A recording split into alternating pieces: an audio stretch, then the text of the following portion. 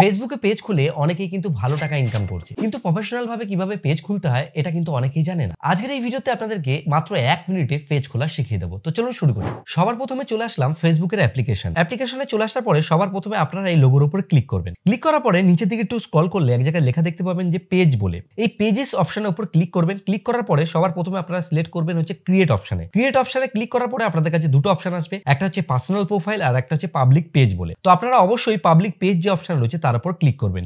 Click করার পরে এখানে নিচের দিকে যে নেক্সট বাটন রয়েছে নেক্সট বাটনের উপর একবার ক্লিক করে নেবেন। এখানে আসার পরে আপনারা যে পেজের নাম রয়েছে সেটাকে দিয়ে নেবেন। তারপরে এখানে যে নেক্সট বাটন রয়েছে নেক্সট বাটনের উপর ক্লিক করবেন। ক্লিক করার পরে এখানে আপনারা যে পেজের ক্যাটাগরি রয়েছে সেই পেজের ক্যাটাগরি সিলেক্ট করবেন। আমি এখান থেকে ডিজিটাল ক্রিয়েটর দিয়ে নেব। ডিজিটাল ক্রিয়েটর দেওয়ার পরে নিচের দিকে দেখুন একটা অপশন আছে ক্রিয়েট বলে। ক্রিয়েট অপশনের উপর আমি ক্লিক করব। এই যে ক্রিয়েট অপশনটি রয়েছে এর উপর ক্লিক করলেই সঙ্গে সঙ্গে কিন্তু আমাদের যে পেজ রয়েছে সেটা কিন্তু খোলা হয়ে গেছে। এখানে লেখা চলে এসেছে you have create your page.